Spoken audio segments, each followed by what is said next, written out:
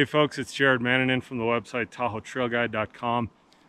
Today I want to discuss using your uphill edges to negotiate or climb steeper terrain.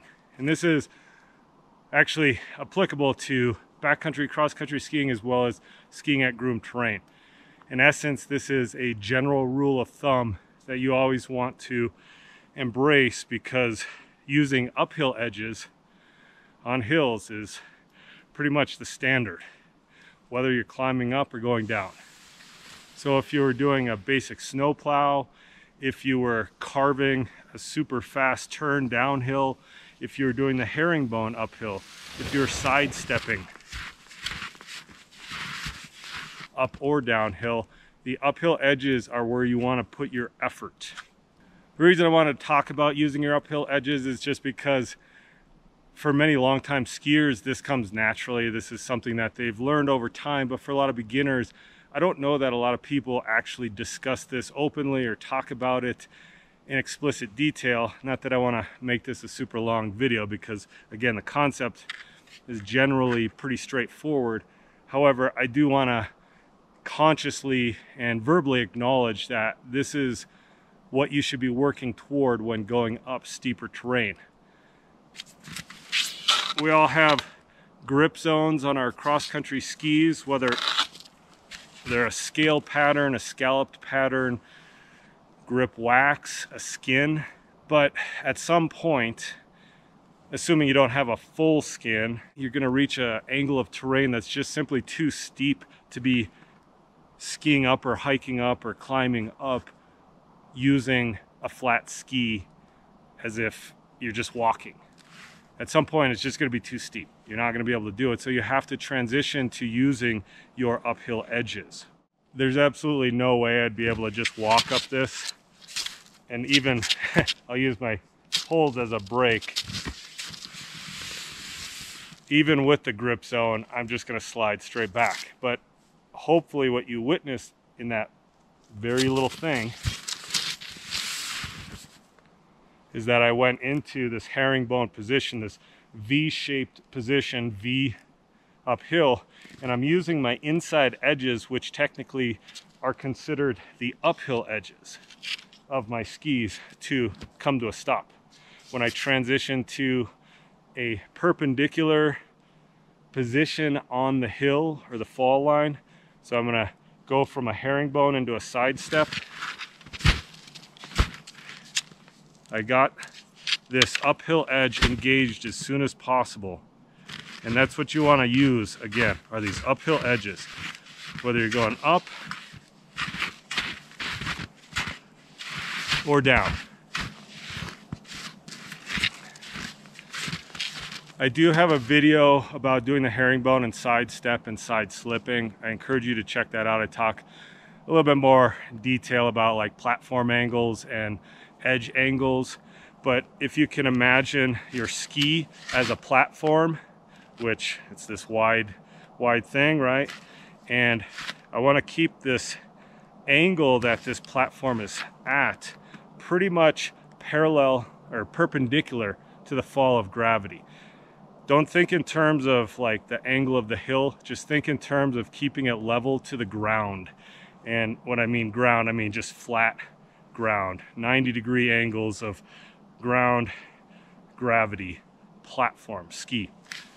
We want to use these uphill edges to prevent ourselves from slipping down so that we get a one-for-one purchase when we're hiking up the hill, for example. We want to make every step count. We don't want to be slipping. We don't want to make a whole bunch of extra steps.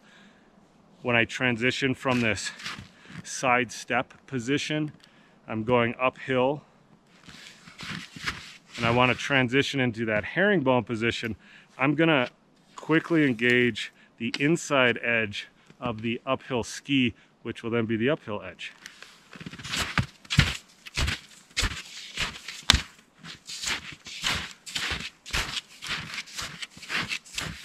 I'm not a fan of going downhill in the herringbone position. It's a little bit more challenging because we're gonna most likely cross our tails, step on them, and then go tumbling down the hill. But it can be done to one degree or another. we would want to angle our feet, our ankles, as a way to edge the ski. But what I do see a lot of people doing is, especially with the herringbone, is that they really bring their knees into this knock-kneed position. I don't want to be like this, right? Like, that just doesn't feel natural or normal in any way, shape, or form.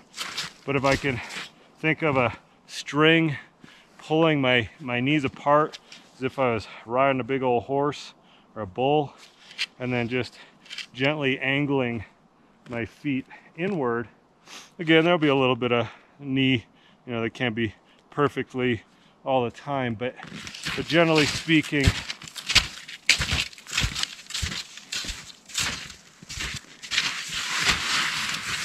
a wider stance, but using your ankles to edge those skis in the herringbone would be more ideal. Going uphill on a side step, it is beneficial to angle the knees and the ankles uphill, because what we're actually producing in this posture is more of a angulation. So it's more of a downhill technique term, is angulation, is getting this C shape in our body, which encourages those uphill angles to engage. So in that respect, your knees having a little bit more flexibility laterally is fine. But you still want, again, using those ankles too.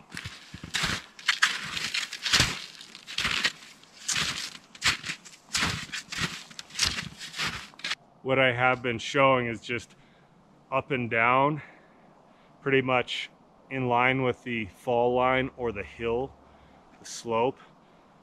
But you could totally use all these techniques on a traverse as well. So I start here, I want to keep increasing my elevation, I want to get up the hill, but I don't necessarily just want to keep walking sideways, sidestepping the whole way. So I combine a sidestep with moving forward.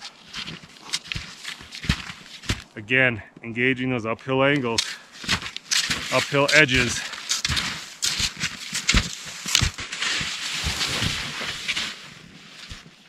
So say that I'm starting here, I've just traversed in this direction, and now I want to go back in that direction. Here's where the kick turn comes into play.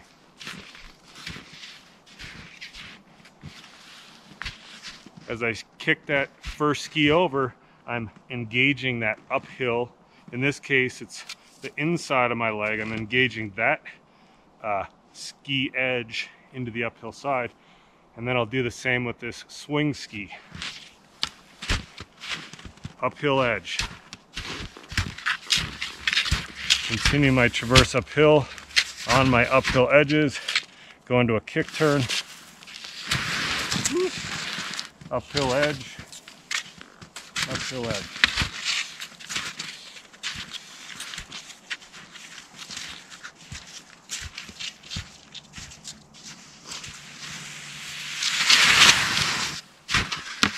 Come to a hockey stop, uphill edge. Again, the point being is that if you're ever lost or confused as to why you keep slipping back when you're going uphill, it's probably because the hill is too steep for the grip zone.